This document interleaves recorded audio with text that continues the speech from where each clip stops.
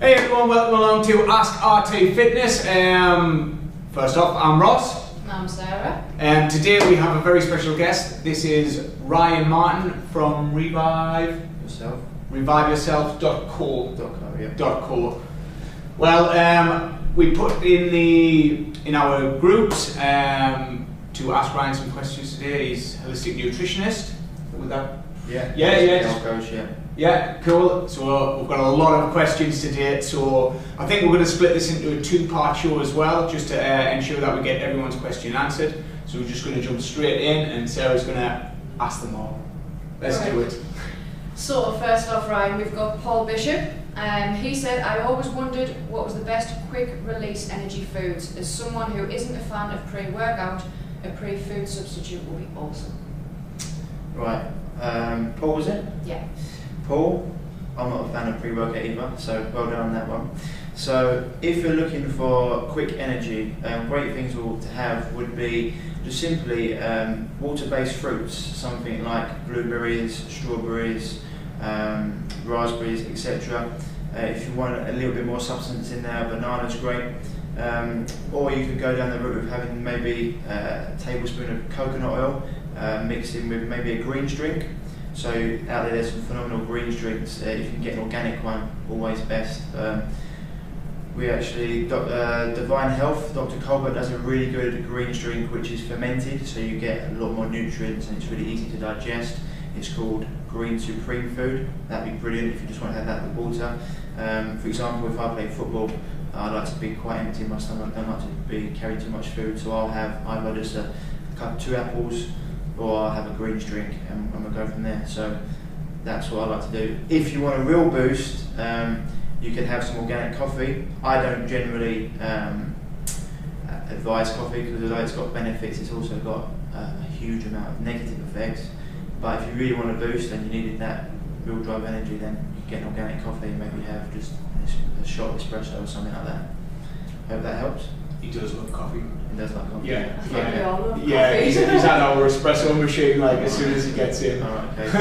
So if you love a coffee, then maybe like an organic coffee. If you do like coffee, I'd say, it's coming from me, it's one of the most sprayed crops in the world. So if you want to stay away from pesticides, herbicides, insecticides, fungicides, rodenticides and chemical fertilizer, which causes a toxic systemic problem, then buy organic and buy the best that you can. Okay? There goes our coffee. Right then, next up is Katie Thornley. So just to give you a bit of background, Katie had a little boy a few months ago, and she's asked any foods that help encourage correct hormones to manage or cure adrenal fatigue. Okay. The same goes for Claire Allen, but Claire hasn't recently had a kid.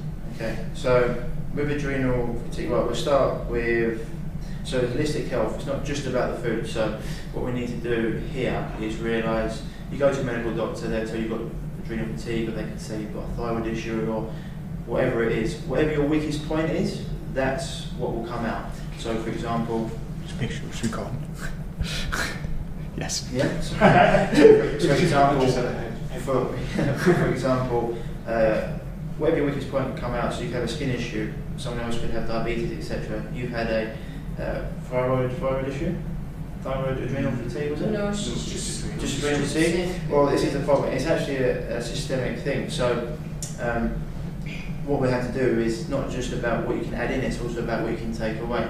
So we look at reducing highly allergenic foods, toxic foods, slashing inflammation, really getting out the toxins, making your liver work better, adding in foods that are going to really help your digestion, letting your gut heal, and also not working too much in the gym in terms of intensity. So you have to listen to Sarah and Ross here. They give you a great program that will still be able to increase your strength and drop fat, but without pushing yourself too hard. Going for like nice restorative walks is always great, and you have to get your mindset right. So maybe doing some meditation, anything like that. It's a whole issue. So when we look at it, one of the most famous guys out there, Paul Chek, talks about the 4 doctors, and you have to have Dr. Diet, Dr. Quiet. So Dr. Diet's obviously all about your nutrition. Dr. Quiet's about introspection. You've got Dr. Movement, about getting the right movement for you. and there's Dr. Happy, which is all about your purpose. So you need to get those things. So it's not just about what food you can have, it's the whole problem that needs dealing with. And once we get to the root cause, these things disappear. And it's not a quick fix. There's nothing you can just chuck in. It needs to be managed from a point of looking at everything and then building a process, a structure around that to help it. Hopefully that helps a little bit. That was awesome. Was it? Yeah, really good. Yeah. Do you know what I like though, just as an aside, I like the fact that obviously you pointed out it's not a quick fix. It's like obviously when we're talking about our fitness programs and when they ask people want to lose weight, it's like we always say it's not just a quick fix. It's like when someone's got some sort of health issue, the first thing we always do, because it's drilled into us, is go to the GP and they just medicate us. It's not, it didn't happen overnight, right? So it's not going to be fixed overnight. I mean, they can give you things to take away the pain, but the pain might go away, but the underlying root cause is there. And if you don't get it sorted out, it then manifests as something else. So you need to get the underlying issue sorted and then build a healthy. Put it this way, yeah? There's loads of these things that people just chuck at people for instant performance, like these gels and stuff, but they make you toxic. And we know, I know from years of going through it, a healthy body is always going to outperform a non-healthy body. And also, we look at things from, we don't look at treating disease, we look at generating health. And a healthy body isn't going to have disease. It's going to be able to take and deal with toxicity a lot better, and everything in life throws at it a lot better than something that's under stress. And stress comes in many different forms. It's not just stress from work, it comes from magnetic frequencies, electromagnetic frequencies, it comes from poor food choices, it comes from bad water choices, it comes from the things you put in the skin daily. Women are putting on like 5 kgs of toxic sludge in their skin every year, so it's destroying their liver, it's destroying their gut, it's destroying their skin. It goes deep. And this is why I deal with what I deal with. And look at his skin. Oh, beautiful. Really nice skin. Funny thing is, I take my shirt off and show you that I never used to have skin, good skin. I had severe acne, chest, back, keloid scarring. I mean, I'll show it. Scarring all over, really bad facial acne. They destroyed me for 5 years with drugs and medication, steroid injections, etc. It took me a long journey of 10 years of learning from the best in the world to know what I know, and luckily I can help people out. And it's a lot less invasive, and it works long term. And that's what you want. One more, and then we'll. Sorry, no, it's good. No, it's really good. It's rolling nice. Yeah, we'll have one more, and then we'll split into a two-parter. So Dean Douthwaite, he said, are there any foods to avoid or that will help with joint pain? I'm sick of painkillers. Good boy. Painkillers are going to be destroying your liver as well, so you don't want to be taking them. And they're also one of the things that, one of the most toxic pills you can take. Well, I won't go into that anyway. So to avoid joint pain, right? So what you want to do as well is not just foods you can have, which would be great oils. Avocado oil will be one, coconut oil will be another one. Blueberries, they lower inflammation. All these foods that lower inflammation. A good cod liver oil, a fermented cod liver oil. Green pastures, Western Price. Green pastures do a really good fermented cod liver oil. All these things are going to bring down inflammation.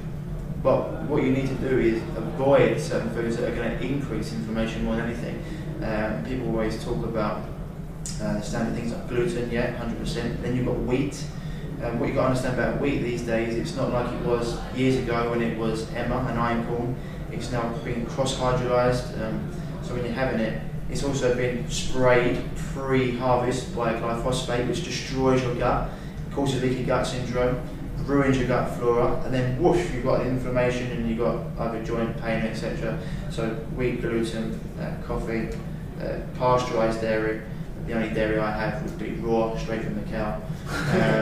And yeah, I mean, there's a whole list of things, but it's the things you've got to avoid as much as the things you've got to add in. And you can add in things like fermented foods if your gut can tolerate it. This is why I can give you advice, but it's good to know more about you. I like to work with people quite closely, because just throwing blanket stuff at you, I might give you something that could be too powerful. So for example, fermented foods are phenomenal if you can take them. So we'd have to look at having things like probiotic, having a good probiotic. Go and get BioCut, that help. Having a good probiotic, sorting your gut out. Gut health is huge. So once you get that sorted, a lot of things start falling into place. It's just doing it at the right level, because if you can go and see other people out there, I know clients have come to me before, they've seen naturopaths and dietitians and consultants and specialists, and they've just thrown things at them and they've got a huge die-off, huge reaction, and it's pushed them back even further. So you've got to know how to work with people and have a nice smooth process, so moving forwards rather than moving backwards, if that makes sense. There isn't just a simple solution. There's not everywhere. Everything. Well, this is why, this is why yeah. I say, like, with my program, I've got a structure, and we move through that structure. But I say there's no standard process, because there's no standard human being. But we're all unique, and you're as unique on the inside as you are on the outside. But people don't see that. And then when you start working with people like that, and they start understanding, like some of the guys I work with, I said before, Chris mentioned earlier, like Emil can only have 5 foods for 16 years, and we've got her eating foods, and she can't believe the difference. And Sabrina, she went to every doctor and never found anything. As soon as I talked to her, I knew she had a parasitic infection. We changed her. She hasn't been able to get down to a size 6 in like 10 years, and 3 months later she's a size 6, and she's got more energy. She's not craving foods. Her skin's 10 times better. But it all comes from going and to the root cause rather than just dealing with symptoms. Awesome. I think that's it for this show. Just catch up for next week, where part 2 will be on. Thanks for watching. I'm Ross. I'm Ryan. And I'm Sarah. Cheers.